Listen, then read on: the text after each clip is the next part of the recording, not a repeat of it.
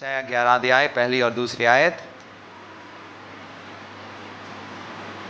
दूसरी आयत पढ़ेंगे। यहोवा का आत्मा, सब कहें यहोवा का आत्मा,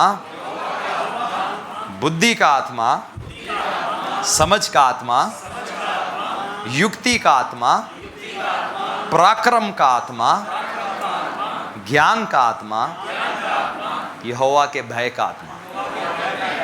आमीन। हम इन 7 आत्माओं के बारे में जान रहे हैं वचन में, और हमने अभी तक सब क्या क्या सीखा। सबसे पहले यहोवा का आत्मा, फिर हमने जाना बुद्धि का आत्मा, फिर समझ का आत्मा, फिर उसके बाद युक्ति का आत्मा, है ना। और प्रभु यीशु मसीह अद्भुत काउंसलर, अद्भुत युक्ति देने वाले हैं। और अब हम 5वें पॉइंट में जाएंगे, और वो है पराक्रम का आत्मा। सब कहें पराक्रम का आत्मा। और बाइबल में हम पढ़ते हैं ये पराक्रम का आत्मा पुराने नेम में कई लोगों के ऊपर था। सैमसन के ऊपर था। और पराक्रम के आत्मा का ऐसा है कि जब एक व्यक्ति के जीवन के ऊपर उतरता है, उसके अंदर से भय खत्म हो जाता है, उसके अंदर डर नहीं रहता। बाइबल में पढ़ते हैं प्रेरितों के कार्य में, खास जब कलीसिया के ऊपर सताव आया, और बाइबल में लिखा है कलीसिया के लोगों ने प्रार्थना किया कि प्रभु हमें हयाब दे, हमें करेज दे। आज बहुत सारे विश्वासी लोग, कई बार कुछ लोग तो अपने हालातों से डरते हैं, कुछ समाज से डरते हैं, संसार से डरते, कई चीज़ों से डरते हैं। लेकिन मैं सच बताऊं, आज मसीहियों को यह पराक्रम के आत्मा की जरूरत है। नहीं तो हम गोलायत को देखेंगे और डर कर भाग जाएंगे। बाइबल में हम देखते हैं कि कैसे एक दिन गोलायत फिलिस्ती और इजरायली लोगों को आकर ललकार रहा है, और शाऊल भी डरा है, योनातान भी डरा है, पूरी की पूरी इजराइल कौम डरी हुई है। कोई भी योद्धा ऐसा नहीं जो उसका जाकर सामना कर सके। लेकिन उसी बीच में एक व्यक्ति था जिसके ऊपर यह पराक्रम का आत्मा था, दाऊद। और वो दाऊद के साइज से नहीं डरा, और वो दाऊद से उससे कहता है कि आज ही प्रभु तुझे मेरे हाथ में दे देगा। वो फिलिस्ती की धमकियों से नहीं डरा, लेकिन उसने परमेश्वर के विजय का अपने हालातों के ऊपर घोषणा किया। और हमें यह पराक्रम का आत्मा चाहिए, नहीं तो हम डर और भय में अपने जीवन को जिएंगे। और परमेश्वर नहीं मुझे एक बात बताओ, क्या परमेश्वर किसी से डरते हैं? क्या परमेश्वर किसी से डरते हैं?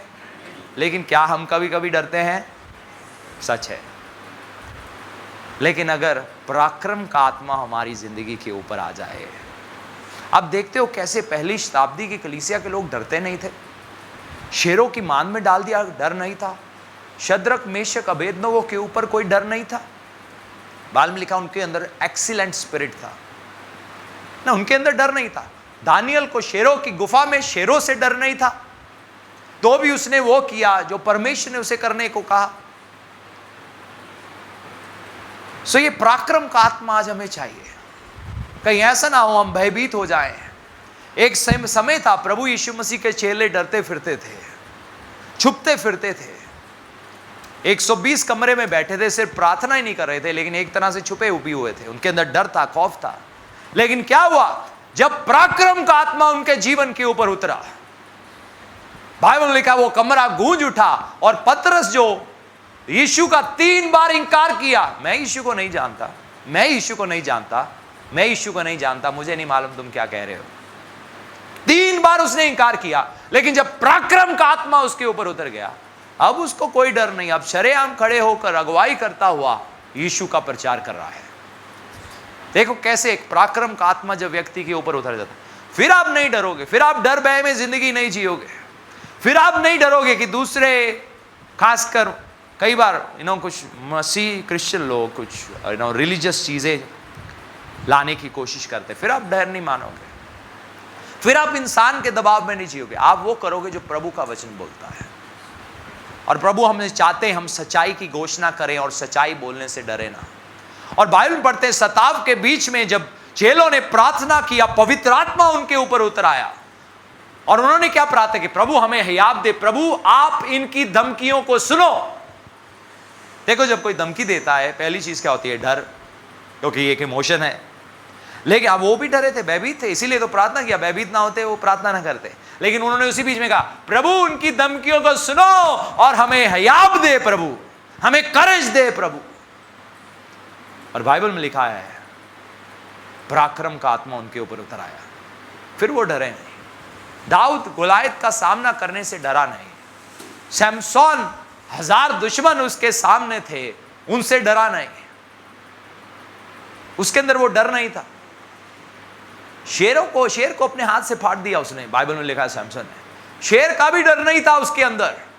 क्यों? क्योंकि पराक्रम का आत्मा उसके ऊपर था। और आज पराक्रमी लोगों की जरूरत है मसीह की कलीसिया में, जो प्रेम से इस संसार को जीतेंगे।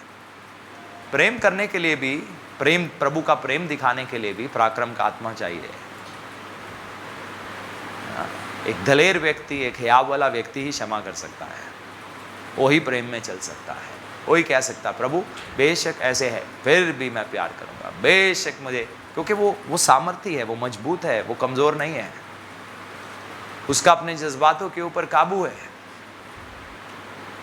और यही पराक्रम का आत्मा सैमसोन के ऊपर उतरा, चेलों के ऊपर उतरा। वो नीडर हो गए, बेखौफ हो गए, प्रभु के वचन को प्रचार करना शुरू किया। प्रेरितों के कार्य 4:29। अब हे प्रभु उनकी धमकियों को देख और अपने दासों को यह वरदान दे कि तेरा वचन बड़े हियाव से सुनाए।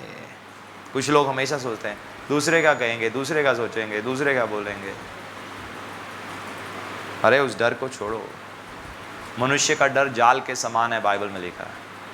आप आगे नहीं बढ़ पाओगे, अपने जीवन में प्रभु के मकसद को पूरा नहीं कर पाओगे।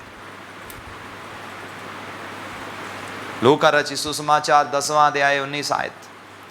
देखो मैंने तुम्हें सांपों और बिच्छुओं को रौंदने का और शत्रु की सारी सामर्थ पर अधिकार दिया है। सब कहें सारी सामर्थ। तो जितनी भी शैतान के पास सामर्थ है उस सब के ऊपर आपका अधिकार है, जिसका अर्थ है आप उसको कह सकते हो अपना काम बंद कर, यहां पर तेरी शक्ति ना चलेगी, यहां पर तेरा काम ना चलेगा। क्यों? क्योंकि आप अधिकारी हो। प्रभु ने हमें क्या दिया है? अधिकार दिया है, अधिकार दिया है।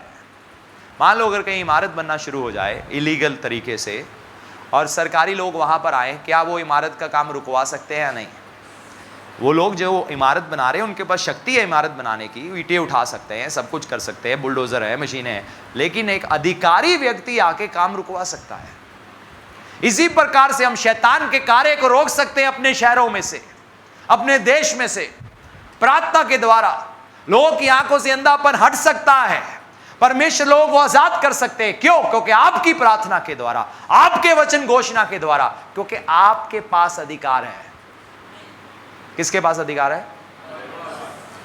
हमारे पास अधिकार है। ये समय नहीं है जब हम सोचें कि ये वन मैन आर्मी है, ना एक ही व्यक्ति कर लेगा, नहीं, ये समय है सारी कलीसिया मिलकर करे।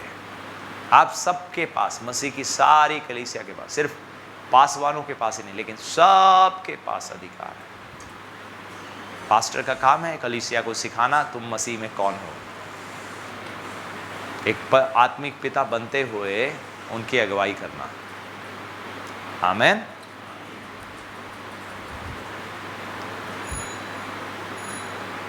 देखो मैं तुम्हें सांपों और बिच्छुओं को रौंदने का और शत्रु की सारी सामर्थ पर। थोड़ी देर इसके बारे में सोचें, किन चीज़ों से आप डरते हो? कई बार लोगों के घर कुछ जादू टूना, कुछ ऐसा, कई बार पंछी किसी जानवर को उठा के लेके जाता है, खून के छींटे पड़ जाते हैं कपड़ों के ऊपर, अक्सर ज़्यादातर ऐसे होता है। लगता है कोई छींटे मार गया ना, कैसे लोग डर जाते हैं। नींबू रख दिया, ये रख दिया, वो रख दिया, दिया जला गया कोई घर के बाहर, कैसे लोग डर जाते हैं। अरे आपके पास सारी सामर्थ्य के ऊपर अधिकार है। वहम को जीवन में जगह ना दे। एक चीज़ है, जब आप गलत लोगों के पास जाओगे, वो पहला काम पता क्या करेंगे? आपके अंदर डर पैदा करेंगे। क्योंकि डर पैदा नहीं होगा तो पैसा नहीं निकालोगे, तो पैसा निकालना तो डर पैदा करना पड़ेगा, क्योंकि वहमी करना पड़ेगा, तो वही आप वो करोगे जो वो कहते हैं, ये हो जाएगा, वो हो जाएगा, ऐसा हो जाएगा, वैसा हो जाएगा। अरे नहीं, प्रभु क्या कहते हैं, शत्रु की सारी सामर्थ के ऊपर हमारे पास अधिकार है। शैतान अगर यहाँ है, हम यहाँ हैं, इसका अर्थ है वो हमारे पाँव के नीचे है। आमीन। हमारी जगह उससे ऊंची है, हमारा ओहदा उससे ऊंचा है, हमारा अधिकार उससे ऊंचा है। उसके पास सामर्थ है, हमारे पास अधिकार है। उसके पास हमारे पास भी सामर्थ है, लेकिन हमारे पास सिर्फ सामर्थ ही नहीं है, अधिकार है, अथॉरिटी है। जैसे माँ बाप के ऊपर बच्चों के ऊपर, माँ बाप के पास बच्चों के ऊपर अथॉरिटी है। स्कूल में जाते हैं, एक प्रिंसिपल की पूरे स्कूल के ऊपर अथॉरिटी है। क्लास में एक टीचर की अपने स्टूडेंट्स के ऊपर अथॉरिटी है, और उनको वो करना पड़ता है जो टीचर कहता है, जो प्रिंसिपल कहता है पूरे स्कूल को फॉलो करना पड़ता है। एक कंपनी के बॉस के पास कंपनी के ऊपर अथॉरिटी है, वैसे ही मसीह की कलीसिया के पास शैतान के ऊपर अथॉरिटी है। आमीन। अपने अधिकार को जानो, हमारे पास अधिकार है। यशायाह 54:17, आइज़ाया 54:17, जितने हथियार तेरी हानि के लिए बनाए जाएं, यहां बनाए गए, यहां जाए या गए, उनमें से कोई सफल ना होगा। इसका अर्थ है वो बनाता है या बनाए गए हैं। शैतान भी युक्तियां चलता है, वो भी हथियार ऐसे बनाता है यहाँ जिंदगी में या सेवकाई में मुश्किल लाने के लिए। लेकिन प्रभु क्या कहते हैं, जितने हथियार तेरी हानि के लिए बनाए गए, उनमें से कोई, कितनी बार लिखा है, कोई कोई लिखा है कि सिर्फ कोई लिखा है? क्या कोई? एक बार कोई, दो बार नहीं, कोई कोई। कोई कोई चल जाएगा, कोई कोई नहीं चलेगा। बड़ा शैतान चल जाएगा, छोटा शैतान नहीं चलेगा। उसमें लिखा कोई भी ना चलेगा। क्योंकि क्या शैतान का प्रभु के ऊपर कोई अधिकार है? प्रभु के खिलाफ कोई अधिकार चल सकता है? अब वो प्रभु कहाँ है? हमारी जिंदगियों में, हमारे ऊपर। हमने यीशु मसीह को पहन लिया है, हमने यीशु मसीह को। इसका अर्थ है जब शैतान देखता है, पहले कौन दिखता है? यीशु मसीह दिखता है। क्यों? उसने हमें छुपा लिया है, उसने हमें छुपाया हुआ है। हम मसीह में हैं, मसीह में। सिर्फ मसीह ही हमारे अंदर नहीं है। पहला चरण है जब मसीह हमारे अंदर आता है। जब एक व्यक्ति का नया जीवन शुरू होता है, तब मसीह उसके अंदर आता है। फिर जब वो व्यक्ति बढ़ता है, अब वो मसीह के अंदर जीना शुरू कर देता है। समझ रहे हो? जब नया जन्म होता है, मसीह हमारे अंदर आता है। फिर जब हम स्पिरिचुअली ग्रो होते हैं, अब हम मसीह में जीना सीख जाते हैं। वो सुरक्षित जगह है। सिर्फ नया जन्म ही नहीं पाना, पा लिया नया जन्म, जियो जैसे मर्जी, शराब भी पी ली, गाली भी दे लिया, ये भी दे लिया। आप में से कोई गाली तो नहीं देता? हाँ, तौबा कर लो, जिंदगी और मौत जुबान में। ऐसी संगति में मत बैठो जहाँ गाली देते हैं, क्योंकि गलती से निकल आती है कई बार। बैठना बंद करो, अच्छा नहीं है। सो हमें सिर्फ नया जन्म ही नहीं पाना। हाँ, पा लिया, प्रभु मेरे अंदर है। हाँ, प्रभु हमारे अंदर है, लेकिन अब हमें प्रभु में रहना है। वो अधिकार वाली जगह है, वो सुरक्षित जगह है। वो फिर जब आप बोलते हो, वो ऐसा है जैसे यीशु बोलते हैं। क्यों? आपने उसको पहन लिया है। फिर शैतान को आप दिखाई नहीं देते, आप छुपे हुए हो यीशु में। आमीन। शैतान आपको छूने की कोशिश करता है गलती से, ऐसा है जैसे यीशु की आंख की पुतली को छूने की कोशिश कर रहा है, क्योंकि आपने उसको पहन लिया है। आप उसके अंदर अब जीवन जी रहे हो। अब आप मसीह में हो, सिर्फ मसीह ही आपके अंदर नहीं है। देखो, इसका फर्क है, याद रखना। मसीह हमारे अंदर होना और हमें मसीह में होना, ये दूसरा चरण है। देखो, मैं तुम्हें सांपों और बिच्छुओं को रौंदने का और शत्रु की सारी सामर्थ पर अधिकार देता हूं, और किसी वस्तु से तुम्हें कुछ हानि ना होगी। किसी भी वस्तु से तुम्हें कुछ हानि ना होगी। कौन सी वस्तु है? कौन सी वस्तु? कोई भी हथियार जो तुम्हारे खिलाफ रचा गया है, अगर शैतान चलाने की कोशिश भी करे तो भी तुम्हें नुकसान नहीं होगा। अंत में मैं तुम्हारी आशा पूरी करूंगा। परमेश्वर के साथ प्रेम करने वालों के लिए सारी बातें मिलकर भलाई उत्पन्न करती हैं, क्योंकि उनकी कोई हानि ना होगी। आमीन। क्यों? क्योंकि पराक्रम का आत्मा हमारे ऊपर है, पराक्रमी आत्मा, जो कि सिर्फ ऑफेंसिव ही नहीं है, डिफेंसिव भी है, जो हमला करना भी जानता है और सुरक्षा भी जानता है। नीति वचन 24वां अध्याय और 10वीं आयत बहुत ज़रूरी है, बड़े ध्यान से। मैं चाहता हूँ आप लोग अपनी बाइबल खोल लें, ये वचन को पढ़ें, बहुत ज़रूरी है, और उसके बाद हम अगले पॉइंट की ओर जाएंगे। नीति वचन 24वां अध्याय और उसकी 10वीं आयत। नीति वचन 24, सब खोल लें। नीति वचन 24 का 10, प्रोवर्ब्स चैप्टर 24 वर्स 10, कहावता 24वां बाब ते 10वीं आयत। यदि तू विपत्ति के समय साहस छोड़ दे, यदि तू विपत्ति के समय, परेशानी के समय, दिक्कत के समय, सताव के समय, प्रेशर के समय साहस छोड़ दे, विश्वास छोड़ दे, हिम्मत छोड़ दे, गिर जाए, बैठ जाए, रुक जाए, पीछे हट जाए, यदि तू विपत्ति के समय साहस छोड़ दे तो तेरी शक्ति बहुत कम है। तेरी शक्ति बहुत कम है, तेरी शक्ति बहुत कम है। कुछ लोगों की शक्ति बहुत कम है। हमें प्रभु की सामर्थ चाहिए। अगले चरण के लिए हमें और ज़्यादा चाहिए। आमीन। हम साहस नहीं छोड़ना चाहते, हम रुकना नहीं चाहते, हम नहीं चाहते। परेशानी आई, हम रुक गए, दिक्कत आई, हम रुक गए। नहीं, रुक कर, गिर कर, रो कर, सर पीट कर, छाती पीट कर कोई लाभ ना होगा। योद्धा लोग ऐसे नहीं करते। योद्धा नहीं कहते हाय हाय बड़ा बड़ा दुश्मन आ गया है ना, आपने देखा कभी उनको छाती पीट? वो नहीं ऐसे करते, है ना। हाय नहीं सिर पा रहा हो, वो नहीं बोलेंगे। वो ये चीजें नहीं बोलते। वो डटे रहते हैं, लगे रहते हैं, वो याब नहीं छोड़ते। अविश्वास के माहौल में भी विश्वास की बात बोलते हैं। मुश्किल हालातों में भी मुश्किल नहीं बोलते, हल बोलते हैं, समाधान बोलते हैं। नकारात्मक बातों के बीच में सकारात्मक बातें, नेगेटिव के बीच में पॉजिटिव बोलते हैं। प्रभु का वचन पॉजिटिव है, नेगेटिव नहीं है। शैतान की बातें नेगेटिव है, प्रभु की बातें पॉजिटिव है। यदि विपत्ति के समय तू साहस छोड़ दे, विश्वास छोड़ दे, प्रार्थना छोड़ दे, प्रभु के साथ चलना छोड़ दे, प्रभु के काम करना छोड़ दे, जो पहले कर रहा है वो रुक जाए, तो तेरी शक्ति बहुत कम है। ये वचन मुझे सितंबर 2003 में एक पास्टर ने बोला था।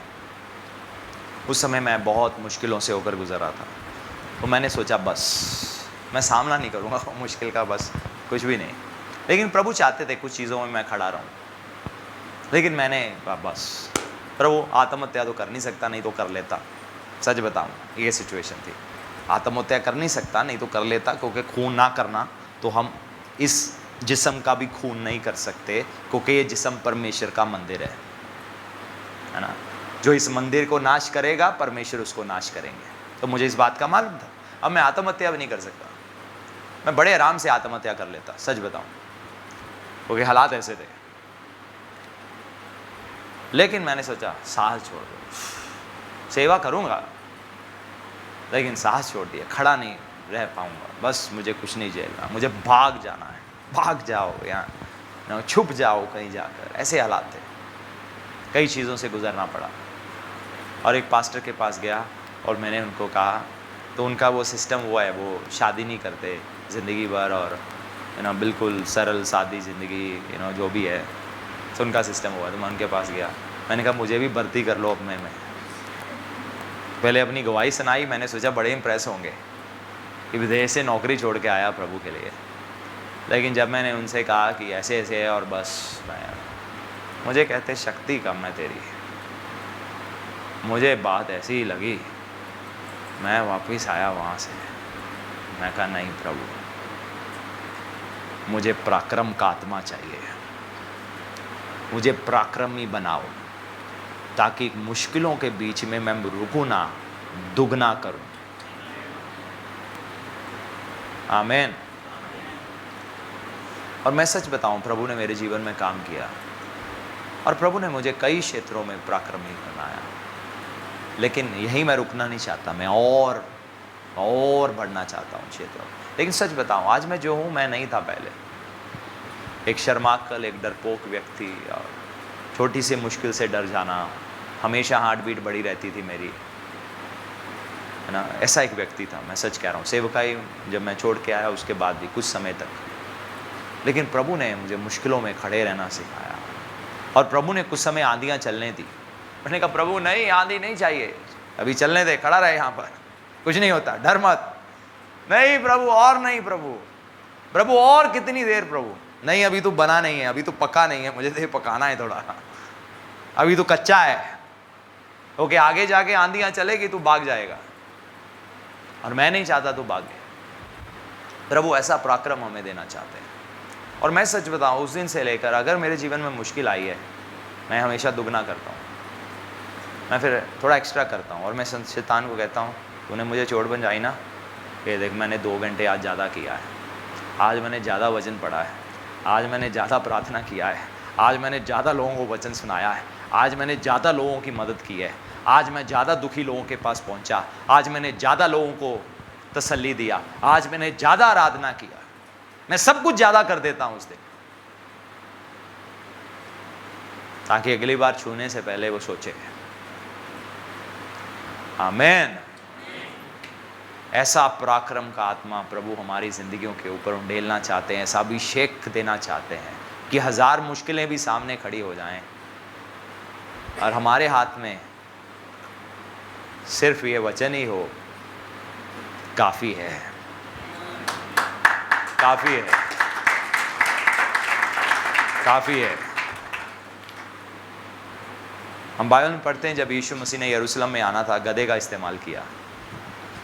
पुराने नियम में राजा लोग भी जब शांति के साथ जाते थे, गधे पर बैठकर जाते थे मिलने के लिए। जब युद्ध लड़ने जाते थे, घोड़े पर बैठ के जाते थे।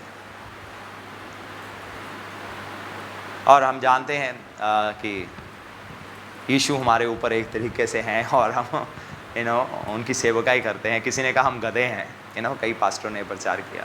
सो एनीवे, हम गधे नहीं हैं असल में, लेकिन वो जस्ट सिंबलाइज करते हैं उस मैसेज को उसके साथ। लेकिन जब सैमसन ने 1000 लोगों को मारा, किससे मारा? गधे का कौन सी हड्डी? जबड़े। कहाँ से बोलते हैं? मुंह से। ये आपका मुंह बहुत शक्तिशाली है, आपका मुंह बहुत सामर्थी है, आपकी ज़ुबान बहुत सामर्थी है। कोई कहेगा ये क्या है, एक साधारण सा व्यक्ति। अरे नहीं, उनको कहना ये बहुत शक्तिशाली है मेरी ज़ुबान।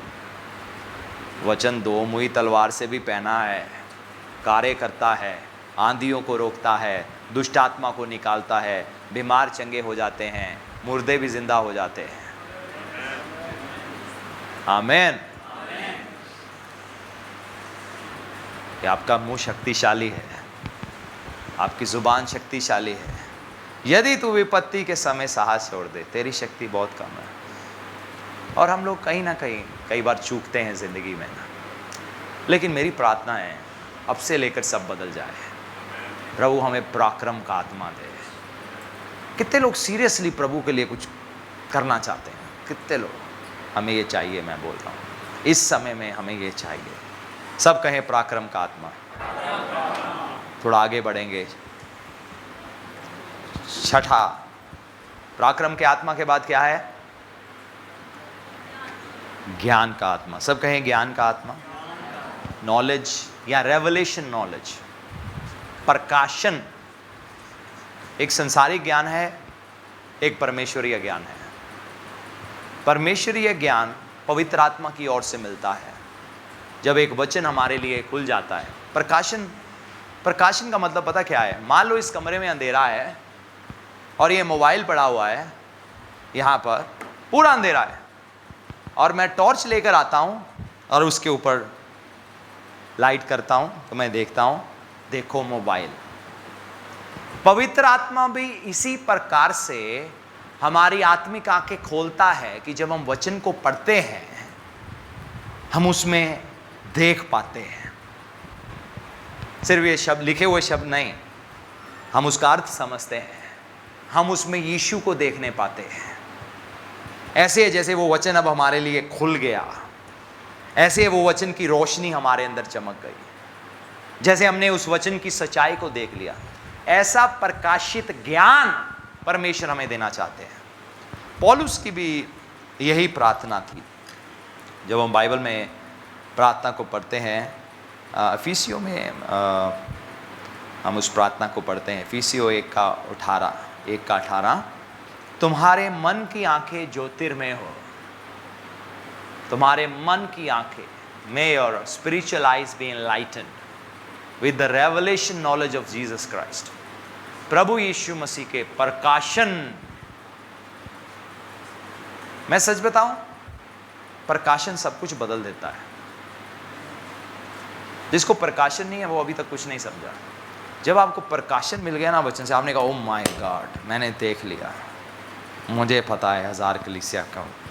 अब आपको 1000 कलीसिया के बारे में कहाँ लिखा है, लेकिन आपको कुछ वचन ऐसा खुल के आया, आप कहते हो यीशु ने कहा मैं अपनी कलीसिया बनाऊंगा। अभी तक आपने वो वचन सुना था, लेकिन अब आपके लिए खुल गया। ऐसा है जैसे यीशु ने भी आपसे बात किया, मैं अपनी कलीसिया बनाऊंगा और अधोलोक के फाटक उस पर प्रबल ना होंगे। बनाऊंगा भी और शैतान को प्रबल भी नहीं होने दूंगा। मैं जयवंत करूंगा अपनी कलीसिया को। यह प्रभु की इच्छा है, यह मकसद है। वो बनाते हैं और वो संभालते हैं। तुम्हारी आंखें ज्योतिर्मय हो। प्रभु ऐसे हमें कई प्रकाशन देते, वचन के द्वारा, दर्शन के द्वारा हमसे पवित्र आत्मा बात करता है। कई चीज़ों में प्रभु हमें प्रकाशमान करना चाहते, कई चीज़ों का ज्ञान देना चाहते हैं। हम बाइबल में पढ़ते हैं कॉर्नेलियस ने प्रेरितों के कार्य में ख्वाब देखा, पतरस एक दर्शन देखता है ना, तरह तरह के जानवर, और फिर परमेश्वर ने उसको समझाया कि सिर्फ यहूदियों के लिए नहीं, मैं सबके लिए मरा। उसको प्रकाशन मिला, उसको वो ज्ञान मिला जो पवित्र आत्मा की ओर से था, जिसको वो वैसे समझ नहीं पा रहा था, वो देख नहीं पा रहा था, लेकिन प्रभु को उस चीज़ को खोलने की ज़रूरत थी। बेशक उसने ये सुना था पूरे जगत में जाओगे, खुशखबरी का प्रचार करो, लेकिन अभी भी उसे उसका प्रकाशन नहीं मिला था। पता था, लिखा था, प्रकाशन नहीं मिला था, देख नहीं पा रहा था, देखते हुए भी समझ नहीं पा रहा था।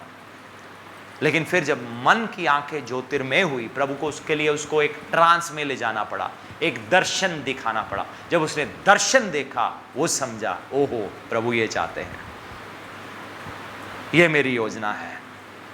सो ऐसे ही प्रभु हमारे मन की आंखों को ज्योतिर्मय करना चाहते हैं, हमें अपने प्रकाशन के ज्ञान से प्रकाशित करना चाहते हैं हमारे आत्मिक आंखों को, ताकि हम प्रभु को जाने, देखें जैसे वो है। और पहला यूहन्ना 1:5 में लिखा है, उसमें कोई भी अंधकार नहीं है। परमेश्वर ज्योति है और उसमें कुछ भी अंधकार नहीं। वो ज्योति है, उसमें कुछ भी अंधकार नहीं, कोई भी बुराई नहीं, कोई भी डार्कनेस नहीं, कोई भी कंफ्यूजन नहीं, वो ज्योति है। और प्रभु हमें अपनी उस ज्योति में चलाते हैं। तेरा वचन मेरे पाँव के लिए ज्योति है, मेरे मार्ग के लिए उजियाला है। ज्योति, प्रकाशन, परमेश्वर के वचन का ज्ञान। परमेश्वर को आज कितने इस संसार में कई क्रिश्चियन लोग हैं, इतना वचन पता है, कई बार मैं भी ऐसे लोगों से मिला हुआ, हमें पता है वहाँ ये लिखा है, वहाँ वो लिखा है, लेकिन उसके बारे में वो कुछ भी नहीं करते, उसकी वो सामर्थ को नहीं समझते। क्योंकि थियोलॉजिकल लोगों से कई बार मिला हूँ, मैं थियोलॉजिकल टीचर्स से मिला हूँ, और बहुत सी वचन की बातें अभी तक वो समझ नहीं पाए। बड़ी बड़ी डिग्री वालों से मैं मिला हूँ, लेकिन अभी भी वचन की बात उस तरीके से नहीं समझ पाए जो वचन कह रहा है। कि वो जो पढ़ रहे हैं और जो उनके दिमाग में समझ आ रहा है, उसको पढ़कर उसके पीछे एक संदेश है। उस संदेश को हम तब भी ही देख पाएंगे जब पवित्र आत्मा हमारी आंखें खोलेगा। आमीन। उसको आंखें, प्रभु का आत्मा जब आंखें खोलता है, ऐसे ज्ञान में प्रभु हमें चलाना चाहते हैं जहां हम जानते हैं, मैं जानता हूं कि मैं कौन हूं, मैं जानता हूं प्रभु मुझे इस्तेमाल करेंगे, मैं जानता हूं परमेश्वर की वाचा है मेरे साथ, वो निश्चय ही मुझे आशीषित करेंगे। ऐसी ज्योति चाहिए, ऐसी समझ चाहिए, ऐसा ज्ञान चाहिए, ऐसी हमें प्रभु के वचन की नॉलेज चाहिए, ऐसा ज्ञान। प्रभु मेरी आत्मिक आंखें को खोलो ताकि ये वचन को मैं जान सकूं, देख सकूं आप क्या बोल रहे हो। बहुत सारे लोग जो सरफेस पर पढ़ते हैं वो उसका मिस इंटरप्रिटेशन कर लेते हैं, गलत अनुवाद कर लेते हैं, उसको गलत तरीके से देखना है। हार्ट नहीं देखते वचन के पीछे, वचन के पीछे उनको दिल नहीं नजर आता, परमेश्वर का संदेश नजर नहीं आता, लेकिन जो अपनी बुद्धि दिमाग से उनको दिख रहा है बस उसको देखते हैं। ऐसे नहीं वचन को पढ़ा जाता। इससे हम संसार को बदल नहीं सकते, इसलिए इससे हमारी जिंदगी में कोई बदलाव नहीं आएगा। हमें प्रकाशन चाहिए, प्रभु आखिर इस चीज में कहना क्या चाहते हैं, और वो सिर्फ पवित्र आत्मा ही खोलता है। वो वेद, वो वचन को पवित्र आत्मा खोलता है। प्रभु के चेले भी एक समय तक, देखो प्रभु के मुंह से कितने वचन सुने, वो समझ नहीं पाए, लेकिन जब पवित्र आत्मा उनके जीवन में आया, खुलना शुरू हो गया, क्योंकि वो अब आत्मा की निगाहों से वचन को पढ़ रहे थे, आत्मिक कानों से वचन को सुन रहे थे। हो सकता है मैं इस समय आपसे एक बात कर रहा हूं, लेकिन आपको 10 चीजें प्रभु दिखा रहे हैं। मैं आपको एक बात कह रहा हूं और आपके दिमाग में 10 बातें चल रही है। ओह हाँ, है ना, आपको उसमें 10 संदेश मिल रहे हैं। यह है पवित्र आत्मा का कार्य। यह है जब परमेश्वर का आत्मा हमें प्रकाशित करता है।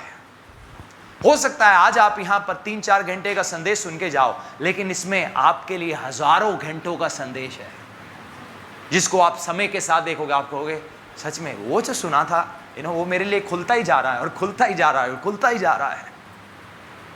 यह है पवित्र आत्मा का कार्य हमारी जिंदगियों में।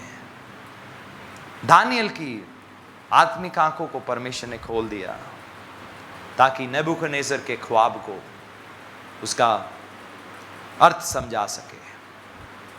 परमेश्वर ने उसको प्रकाशित किया, यूसुफ को प्रकाशित किया, फिरौन के ख्वाब को बताने के लिए, उसका अर्थ समझाने के लिए।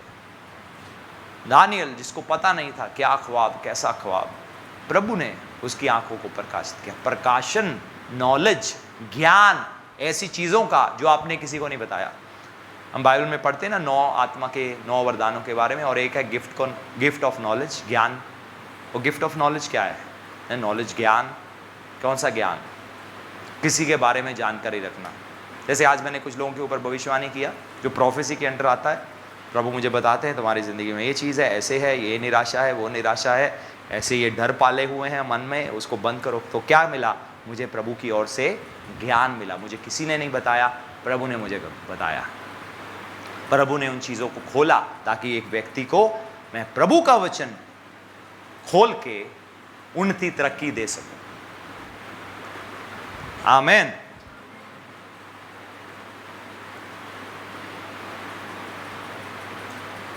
परमेश्वर हमें ऐसे अपने आत्मिक ज्ञान से भरना चाहते हैं। 1 कुरिन्थियों 2 अध्याय 11 आयत। मनुष्यों में से कौन किसी मनुष्य की बातें जानता है? मनुष्य में से कौन किसी मनुष्य की बातें जानता है? केवल मनुष्य की आत्मा जो उसमें है। हाँ, वैसे ही परमेश्वर की बातें भी कोई नहीं जानता, केवल परमेश्वर का आत्मा। हाँ, मनुष्य में से कौन किसी मनुष्य की बातें जानता है? केवल मनुष्य की आत्मा ये नहीं जानता। मनुष्य की आत्मा, आपकी स्पिरिट, आपकी रूह को पता है, लेकिन वो इंफॉर्मेशन अभी आपके दिमाग में नहीं पहुंची, आपको अभी उसकी जानकारी नहीं मिली, आप उसको रिलीज कर सको। इसका अर्थ है जब परमेश्वर ने मनुष्य को अपने स्वरूप में बनाया, वो क्या था? स्पिरिट की बात हो रही है ना? इसका अर्थ है हम आत्मा में जान सकते हैं बहुत कुछ, किसी के बारे में और परमेश्वर के बारे में हम जान सकते हैं, हम डिसर्न कर सकते हैं। हम आत्मा में है ना, कई बार हम कहते हैं ना मुझे आत्मा में ऐसा महसूस होता है। आत्मा हमें सेंस दे रहा है कि आज हमें ये नहीं करना चाहिए, हमें ऐसा करना चाहिए, हमें वैसा करना चाहिए। सेंस कर रहा है। सो आत्मा इंफॉर्मेशन भेज रहा है हमारे दिमाग को, क्योंकि आत्मा जानता है क्या करना है। और खासकर यहाँ विश्वासियों की बात हो रही है, जिनके अंदर परमेश्वर है, जिन्होंने नया जन्म पा लिया है, जिनका कार्नल माइंड नहीं है, पुराना दिमाग, पुराना मन, वो वाला नहीं है, डेड स्पिरिट नहीं है, जो प्रभु की बातों को नहीं समझती, लेकिन परमेश्वर का आत्मा उसके अंदर है। तो तो क्या लिखा है यहाँ पर, एक बार बड़े ध्यान से पढ़े और इस पर मनन करें। जिसका अर्थ है किसी के बारे में भी जानकारी आपके अंदर है और आपको बस उसको निकालना है अपने अंदर से, उसको रिलीज करने के लिए किसी के जीवन के ऊपर। किसी के प्रति भविष्यवाणी आपके अंदर है और आपको उसको निकालना है अपने अंदर से दूसरे जीवन के ऊपर बोलने के लिए। यह नहीं कि ऊपर अलग से उतरा, ऊपर से नहीं उतरा, अंदर है, आत्मा उबार रहा है अब वो बोलने के लिए, क्योंकि जो आत्मा में जानकारी है वो हम तक पहुंच रही है, हमारे माइंड तक। आप समझ रहे हो कैसे प्रोफेसी काम करती है, कैसे डिसर्नमेंट काम करता है? आपके अंदर है, अब उसको निकालना है। कई बार जब मैं भविष्यवाणी करने लगता हूं, मैं सिर्फ अपना मुंह खोलता हूं। कई बार एक ही बात प्रभु मुझे देते हैं किसी के लिए। जैसे अभी मैंने किसी के लिए भविष्यवाणी किया, मैंने देखा वो रिब कह रहा हूं, वो साइड हड्डी, क्या लिखा हिंदी में उसके बारे में, याकूब जब जांग की हड्डी जब, और मैंने जब खासकर पास्टर विल्सन के ऊपर मैं प्रार्थना कर रहा था, मैंने क्या देखा, मैं दर्शन देखा और मैंने देखा कि एक कुश्ती में है प्रभु के साथ। प्रभु आप भी मुझे आशीष दोगे, आप भी मुझे आशीष दो। और प्रभु ने कहा बस इतना दिया प्रभु, मैंने उतना दिया, आगे बुलाया, फिर मैं भविष्यवाणी पर भविष्यवाणी करना शुरू हो गया। कारण क्या था, वो ऑलरेडी बाकी सब जानकारी मेरे आत्मा में था, अभी मुझे सिर्फ इतना ही जानकारी मिला था कि वो घटना याकूब प्रभु के साथ और इनके लिए, बस इतना मिला। जब मैंने उसको बोलना शुरू किया और जानकारी निकलना शुरू हो गया। समझ रहे हो? सो किसी के बारे में भी जानकारी आपके स्पिरिट के अंदर है, आपके अंदर है। किसी के बारे में भी, आपके अपने भविष्य के प्रति जानकारी आपके अंदर है। प्रभु की आपके जीवन के लिए क्या योजना है, प्रभु आपकी क्या योजना है? प्रभु ने कहा सब अंदर है। सब कहां है? अंदर है। और जब आप प्रभु के साथ रिश्ते में चलते हो, इंटीमेसी में चलते हो, आपको पता होता है, क्योंकि जब आप अपने स्पिरिट के साथ, जो आपका माइंड है, इन लाइन में आ जाता है, एक लाइन में आ जाता है, आप रूह की बातों को समझते हो, पहचानते हो, अगुवाई में चलते हो, आप जानते हो किस समय आपको क्या बोलना है, क्या करना है। फिर एक बार पढ़ेंगे, मनुष्य में से कौन किसी मनुष्य की बातें जानता है? केवल मनुष्य की आत्मा जो उसमें है। वैसे ही परमेश्वर की बातें भी कोई नहीं जानता, केवल परमेश्वर का आत्मा। परमेश्वर की बातें कोई नहीं जानता, कोई मनुष्य का दिमाग नहीं जानता, कोई मनुष्य की समझ। देखो, लोग अपनी कोशिश से परमेश्वर को खोजने की कोशिश करते हैं, लेकिन एंड में क्या होता है? एक नया धर्म बन जाता है, एक नया तरीका बन जाता है, एक नया पहरावा बन जाता है, एक नई पहचान बन जाती है। सिर्फ यही होता है। हम परमेश्वर को खुद से नहीं जान सकते, लेकिन परमेश्वर को जानने के लिए क्या करना है? हमें परमेश्वर की आत्मा की जरूरत है। और यहां लिखा है परमेश्वर की बातें भी कोई नहीं जानता, केवल परमेश्वर का आत्मा। सो जो पवित्र आत्मा है वो परमेश्वर की बातें जानता है। वो जानता है मनों को जांचने। जब हम अन्य भाषा में प्रार्थना करते हैं, सो पवित्र आत्मा की मंशा कौन जानता है? परमेश्वर पिता जानते हैं। परमेश्वर पिता की मंशा कौन जानता है?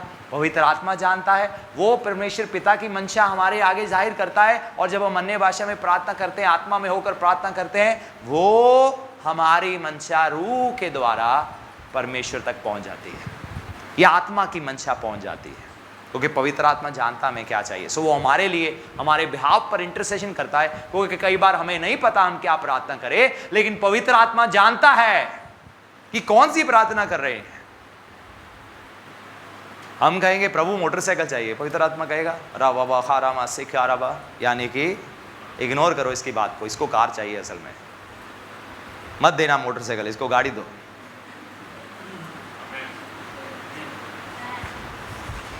है ना?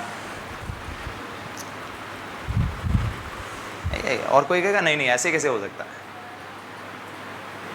ऐसे हुआ है, मैं सोच रहा था मेरी बीवी यहाँ तो इंग्लैंड में से होगी, है ना, जैसे मैं सोचता था, क्योंकि मुझे पता था इंग्लैंड में सेवका ही है। तो किसी ने कहा लिखो आपको कौन सी बीवी चाहिए। मैं कहा चलो इंग्लैंड वाली चलेगी, है ना, गोरी चलेगी, ठीक है, चलो पंजाब वाली भी चलेगी, पंजाबी भी चलेगी, ठीक है ना, कुछ क्या क्या क्वालिटियाँ थी। लेकिन शुक्र है प्रभु ने मेरी प्रार्थना नहीं सुनी, है ना। प्रभु ने वो किया जो आत्मा ने कहा ऐसा चाहिए इसको, क्योंकि ये नहीं समझता, अभी ये नहीं समझता, अभी नादान है, अपनी बुद्धि से सोच रहा है। इग्नोर करो, इग्नोर करो, अभी नहीं समझेगा, कल को धन्यवाद करेगा। प्रभु आपका धन्यवाद। कई बार हम भी अड़ जाते हैं कुछ बातों पर, प्रभु कहते हैं अभी नहीं समझेगा। सारी रात ऑस्ट्रेलिया का सपना आया, अभी नहीं समझेगा।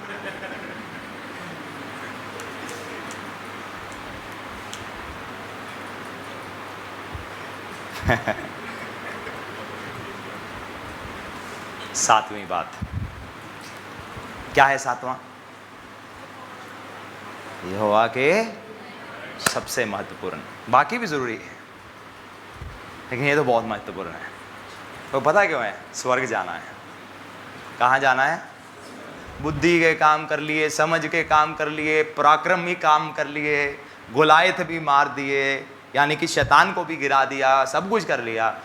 फिर जब प्रभु आए, मैं तुम्हें नहीं जानता। नहीं प्रभु, गोलायत मारे मैंने बहुत, मैं तुम्हें नहीं जानता। हम प्रभु से, कितने लोग हैं जो प्रभु से ये सुनना चाहते हैं मैं तुम्हें नहीं जानता? हाथ ऊपर दिखाएं। कोई भी नहीं है, सब सुन रहे हैं ध्यान से, ठीक है। सब कहें प्रभु के भय का आत्मा, प्रभु का भय मानना। और ये भय ऐसा नहीं है डर भागो, है ना, एक तो है डर, जब इंसान भागता है, ओ परमेश्वर आ जाए, भाग जाओ, है ना, भाग जाओ, है ना, मर गए मर गए मर गए, ना, ये बोला डर नहीं है। सांप को देखेंगे भाग जाएंगे, सांड भी दिखा, हो सकता भागना पड़े, लेकिन प्रभु की उपस्थिति हमें उनकी ओर खींचती है, दूर नहीं करती। प्रभु की उपस्थिति हमें उनसे प्रेम करना सिखाती है। दिल करता है और करीब प्रभु, और स्पर्श, और ज्यादा प्रभु। प्रभु का भय मानना, एक रेवरेंस रखना, एक आदर रखना, सम्मान रखना प्रभु के प्रति, और जानना कि वो कौन है। आकाश उसका तख्त है, धरती उसके पांव की चौकी है। कई बार हम प्रभु के कामों को पता कैसे करते हैं? जैसे हम अपने बच्चों के कामों को करते हो, दिल किया कर लिया, दिल किया नहीं किया, जाना है चले गए, नहीं जाना ना किसी गए, है ना। पिछले दिनों, कल परसों कांता आंटी की डेथ हुई, प्रभु के साथ चलती थी, और मैं हैरान होता था, मैं सच कह रहा हूँ, मैंने ऐसा कभी नहीं देखा आज तक। मैं हैरान होता था जब मैं संडे मीटिंग ख़त्म करके पीछे जाता था और पीछे बैठे होते थे, उनका लीवर काम करना बंद हो गया, किडनी काम करना बंद हो गई, हार्ट भी सही रीति से काम नहीं कर रहा, इतने स्लिम हो गए, घर से किसी तरीके उठा के लाते थे उनको, गाड़ी में उठा के रखना, किसी तरीके पकड़ के आप।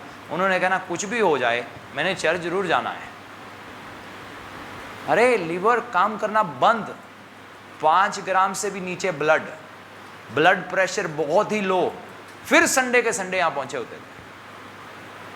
मैं देख के हैरान हो गया, क्योंकि कुछ लोगों को तो सर दर्द हो गया, टांग दर्द हो गई, ये हो गया, वो हो गया, फलान हो गया, हम रुक जाते हैं। कैसे रुक जाते हैं? अरे नहीं, अगर आप प्रभु को जानते हो आप ऐसा करना बंद कर दोगे। रिश्तेदार आ गए, वो आ गए, मामा आ गए, चाचा आ गए, ताया आ गए, अरे नहीं, आपको चाचा आया, मामा आया, ताया आया, माना, लेकिन प्रभुओं का प्रभु, राजा का राजा, आज मैंने उसको समय दिया है। आमीन। मान लो आपने हमारे देश के प्रधानमंत्री जी को टाइम दिया हो, या उन्होंने आपको टाइम दिया हो, और आपका दोस्त आ जाए फुटबॉल खेलने के लिए, क्या करोगे? या आपके कोई रिश्तेदार आ जाए या कुछ भी है, क्या करोगे? मुझे पता है कठिन है, कैसे छोड़कर जाएं, कुछ भी है, लेकिन मैंने किया है, मैं इसलिए कह रहा हूँ। आप कहेंगे पास्टर जी आप नहीं समझते, फिर कोई कहेगा आप तो पास्टर हो। मैं तब की बात नहीं कर रहा जब मैं पास्टर सेवकाई में आया, मैं जब विश्वासी था मैं तब की बात कर रहा हूँ। मैंने किया है, पता लगा है ये पड़े संतरे, ये पड़े सेब, ये पड़ा दूध, ये पड़ी पत्ती, माफ़ करना हम भाग रहे हैं, ठीक है, आप समझ सकते हो, नहीं तो साथ ही आ जाओ, नहीं नहीं कोई बात नहीं, ठीक हो, चलो कोई बात नहीं, ये सब कुछ पढ़ा है, हम होकर आए, है ना, हमने किया है, हमने, और धीरे धीरे सबके पास संदेश पहुंच गया। उन्होंने कहा कि संडे नहीं कोई फ़ायदा, आज मत जाओ उनको। कई बार कहना, अच्छा हम आ रहे हैं, आ रहे हो, हम तो जा रहे हैं। कहाँ जा रहे हो? हम चर्च जा रहे हैं, चर्च का टाइम हो गया है। तो क्या करें, कितनी देर में पहुंचोगे? 20 मिनट में। नहीं नहीं, आप ऐसे करो, आप उनके घर उतनी देर चले जाओ, हम जरा होके आते हैं। और क्या है, क्यों? क्योंकि मैं प्रभु को जानता हूं, वो इंसान नहीं है, मैं उनके साथ इंसानों जैसा बर्ताव नहीं कर सकता। हम परमेश्वर के साथ कई बार इंसानों जैसा बर्ताव करने की कोशिश करते हैं। वो कोई बात नहीं, वो नन्ना मुन्ना यीशु अभी भी गोद में है ना, कुछ लोग यही सोचते हैं। घर में तस्वीरें लगाई हुई है ना, वो नन्ना सा यीशु अभी भी गोद में। अरे नहीं, वो नहीं है, वैसा नहीं है वो। हटाओ उन चीज़ों को, नहीं तो हम भी ऐसे देखेंगे, हाय कितना प्यारा बच्चा है यीशु है ना, हाँ सुंदर है वो, लेकिन आंखें उसकी ज्वाला है, बाल ऊन के समान है। जब बोलता है, बाइबल में लिखा है ऐसे है जैसे साउंड ऑफ मैनी वाटर्स, कई पानियों की आवाज़ जैसे इकट्ठी आती हो। प्रभु को जानो। बहुत सारे लोग क्यों परमेश्वर को हल्के में लेते हैं? क्योंकि हम असल में उनको जानते नहीं हैं। आना हुआ आ गए, जाना हुआ आ गए, करना हुआ प्रभु का काम कर दिया, नहीं करना हुआ ना किया। और हम कई बार परमेश्वर के कामों को लास्ट जगह देते हैं अपने जीवन में, क्योंकि हम उनको जानते नहीं हैं। अरे देश के प्रधानमंत्री से भी कहीं बढ़कर है, क्योंकि वो सबके प्रभु हैं। आमीन। हम परमेश्वर को आखिरी जगह नहीं दे सकते। रिश्तेदारों को कई बार लोग पहली जगह देते हैं, सामाजिक बातों को पहली जगह देते हैं। अरे नहीं नहीं नहीं, प्रभु ने कहा जो अपने भाई बहन माता पिता इन सबको मुझसे बढ़कर प्रेम करेगा, यानी कि उनकी बातों को पहल देगा, मेरी बातों को लास्ट में रखेगा, वो मेरे लायक नहीं है। और अगर आपको प्रभु की इच्छा पर चलना, इस संसारिक लोगों को नाराज करना पड़ेगा। तैयार हो जाओ नाराज करने के लिए, अगर इच्छा पर चलना चाहते हो। नहीं तो अगर संसारिक लोगों को खुश करना है तो ठीक है, प्रभु को नाराज होने दो। मैं यहाँ कह दो प्रभु मुझे नहीं करना, है ना। और बहुत सारे, आपको फैसला करना है, आपको अपने जीवन में किसको पहली जगह देनी है। पहला स्थान। इसका अर्थ ये नहीं कि हम आदर ना करें, सम्मान ना करें, अपनी जिम्मेवारी ना निभाएं। ऑफ कोर्स वो हमें करना है, समझ रहे हो मेरी बात को। एक ही साइड की स्टोरी मत देखो, लेकिन ऑफ कोर्स प्रभु को पहला स्थान देते हुए बच्चों का ख्याल रखना है। क्यों? क्योंकि प्रभु ने कहा है। पत्नी को प्यार करना है। क्यों? क्योंकि प्रभु ने कहा है। पति का आदर करना है। क्यों? क्योंकि प्रभु ने कहा है। जब आप इस चीज को पहले स्थान बना लोगे, फिर आप अपने जज्बातों से नहीं चलोगे। वो जज्बात अप डाउन होते रहते हैं, मैं सच बताऊं। आप फिर रूह से चलोगे, क्योंकि जब आप जानते हो परमेश्वर क्या है, फिर हम उनके वचनों को हल्के में नहीं लेंगे, फिर हम रिलीजियस नहीं बनेंगे, फिर अनबिलीफ में जिंदगी नहीं जिएंगे। मैंने एक बार एक प्रभु के सेवक से पूछा, उन्होंने एक वीडियो दिखाया, हमारे एक स्कूल में आए थे टीच करने के लिए। हमने वो स्कूल लोनावाला में ऑर्गेनाइज किया था, ADS था। तो वो आए और मैं उस समय स्टाफ था उस स्कूल में, और उससे 2 स्कूल पहले मैं स्टूडेंट था उस सेम स्कूल का। तो मैंने उनसे पूछा, आप ये इतने चमत्कार क्या, मुझे बताओ क्या है। कहते देखो, मैं जब खड़ा होता हूँ ना, मैं सिर्फ एक ही बात सोचता हूँ कि परमेश्वर आप कितने बड़े हो, और ये जो बीमारियाँ ये क्या है, ये दुष्टात्माएं क्या हैं आपके सामने। कहता मेरा बस तरीका है ही है, मैं देखता हूँ प्रभु कितने महान है। बाइबल में लिखा है ना, उनकी उपस्थिति के सामने कुछ लोग कहते हैं ना, प्रभु एक ही बार सबको जाहिर क्यों नहीं कर देते अपने आप को। बाइबल में लिखा है, एक दिन प्रभु की महिमा के सामने आकाश और पृथ्वी भाग जाएंगे। आप समझ रहे हो आकाश और पृथ्वी भागने का मतलब क्या है? इतनी सूरज की रोशनी से भी कई गुना तेज, वो डिसअपेयर हो जाएगा सब कुछ, रुक ही नहीं सकता, सह ही नहीं सकता। ये आकाश और पृथ्वी प्रभु की महिमा को अगर प्रकट कर दिया तो इसीलिए जाहिर नहीं करते, क्योंकि इंसान पिघल जाएगा, सोचने का मौका भी नहीं मिलेगा। आपने देखा है जो न्यूक्लियर बम होता है, सोचने का मौका भी नहीं मिलता, आ भी नहीं निकलती मुंह से, ये भी नहीं निकलती,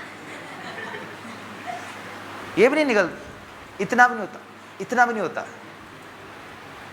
बड़ा तेज रिएक्शन होता है उसका।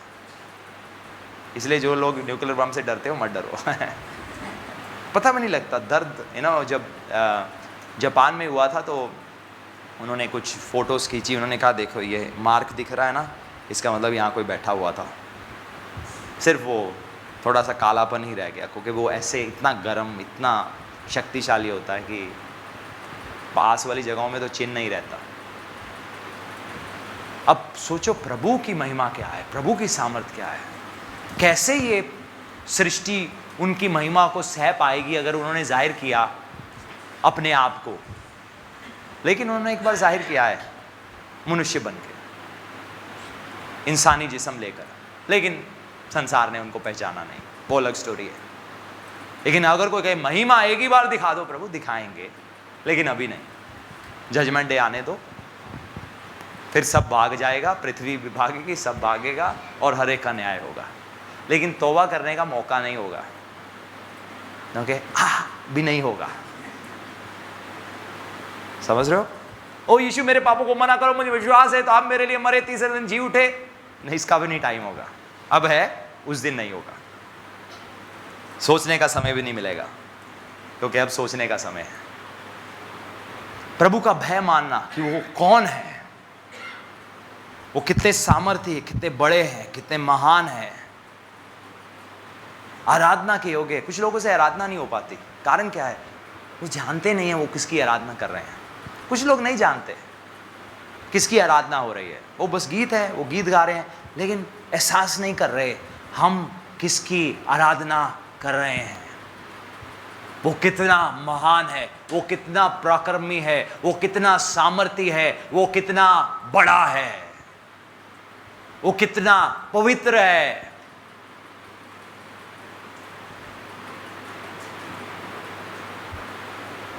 उसकी आराधना करोगे, उसकी आराधना करना एक सिर्फ गीतों के द्वारा नहीं, एक ऐसा जीवन जीना आराधक के तौर पर, उसको अडोर करना,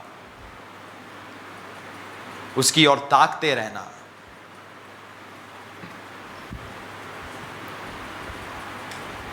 अब ये प्रभु का भय का आत्मा हमारे जीवन के होना बहुत जरूरी है, सिर्फ हमारे बचाव के लिए नहीं, क्योंकि अगर प्रभु के भय का आत्मा हमारी जिंदगी के ऊपर है, ये कुंजी है बेदारी के लिए, रिवाइवल के लिए। मालूम है असली बेदारी क्या होती है? असली बेदारी पता क्या है? कुछ लोग कहेंगे चिन्ह और चमत्कार हो रहे हैं, नहीं नहीं नहीं, वो असली बेदारी नहीं है। बहुत गवाहियां हैं चर्च में, वो भी असली बेदारी नहीं है। असली बेदारी पता क्या है? जब लोग तौबा करते हैं, मन फिराते हैं, रोते हैं अपने गुनाहों के लिए, प्रभु मुझे क्षमा करो,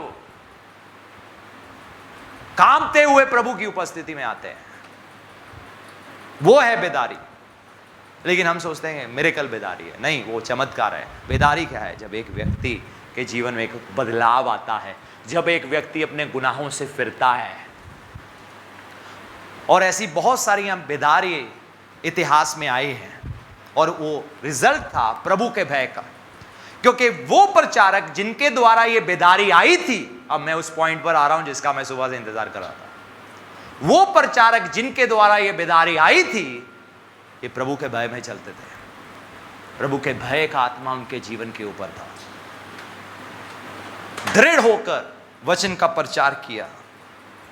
चार्ल्स फिनी नाम का एक प्रीचर अपने जीवन भर, लेकिन खासकर 1825 से 1835 तक, वो बड़े खास साल थे, लेकिन जीवन भर प्रभु के वचन का प्रचार किया। और ज्यादा प्रचार पता क्या था?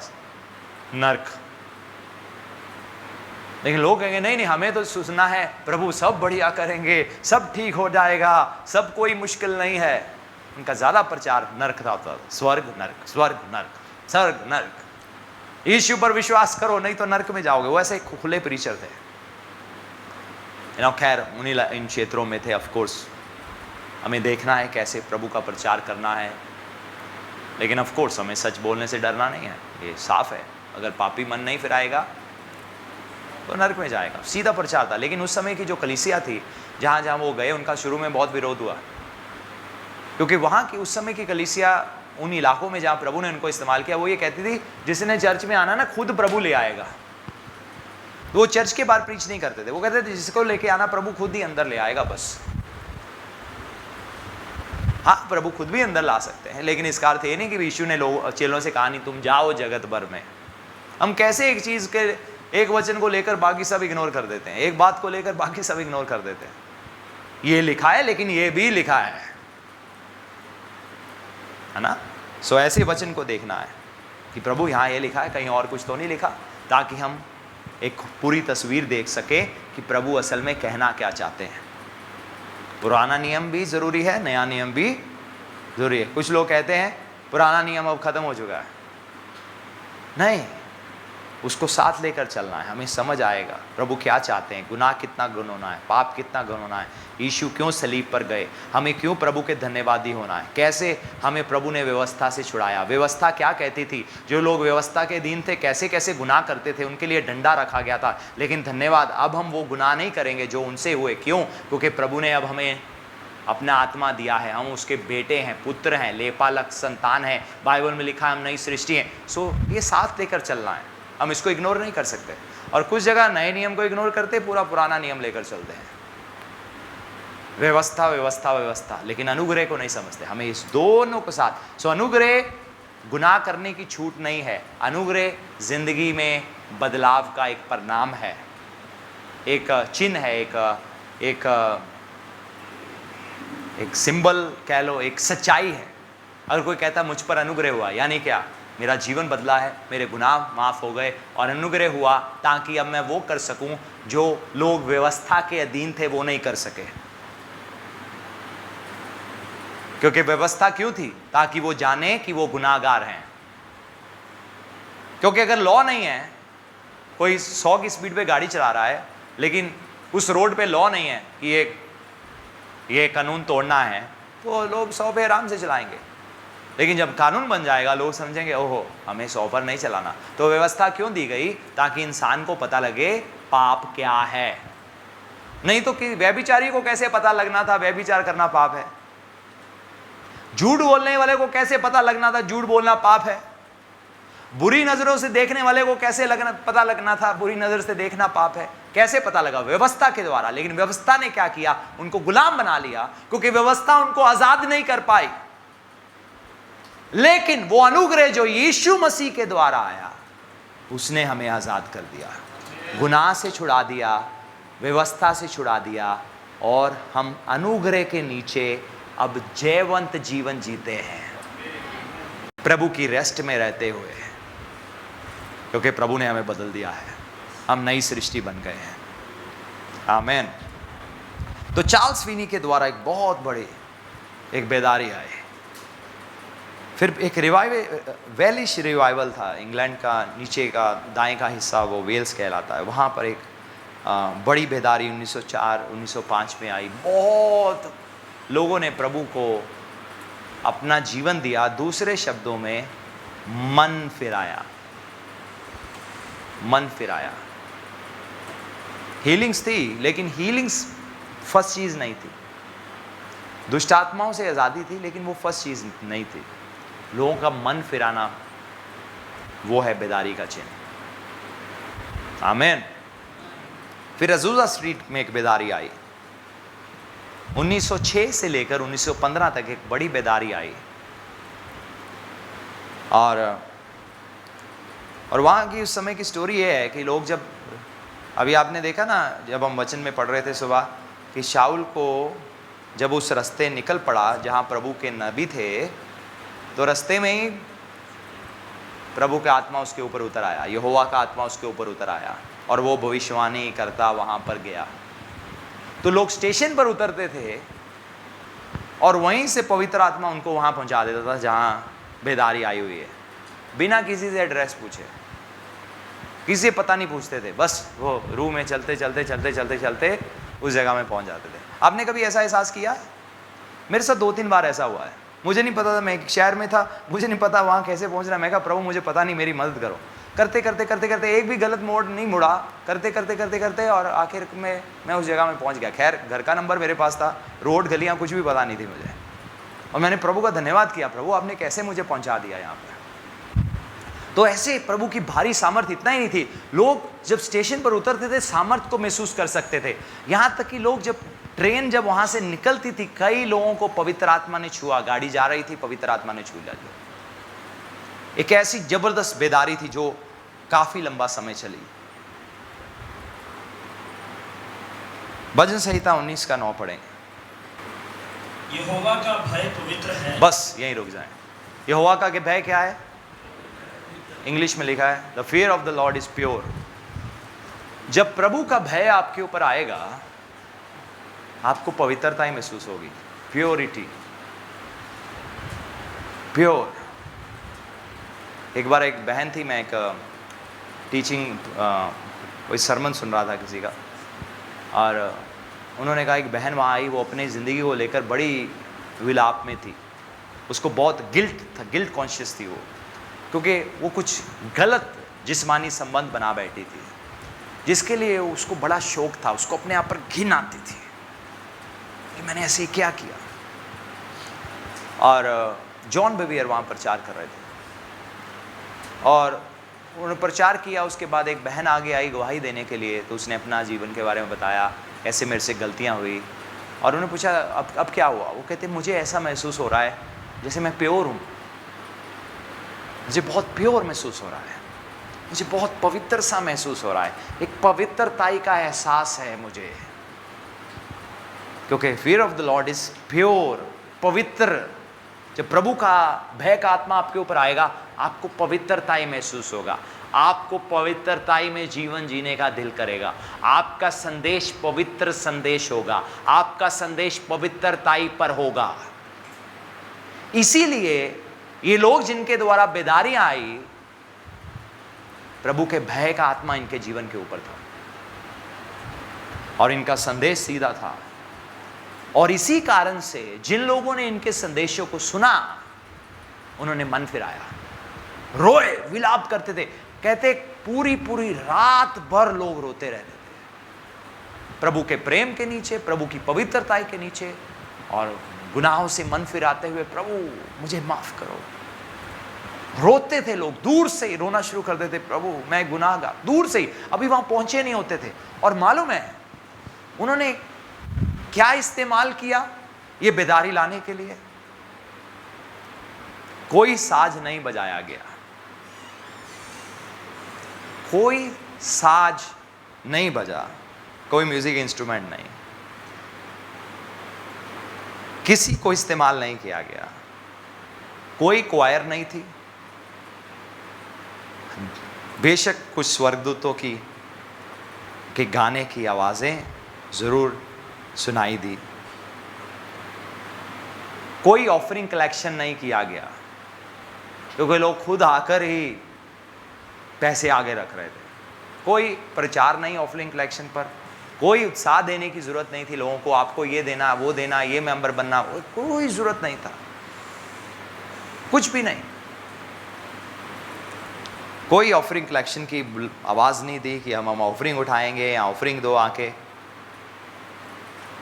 कोई इश्तेहार नहीं लगाए गए, एक भी इश्तेहार नहीं लगाया गया, कोई अखबार में नहीं दिया गया,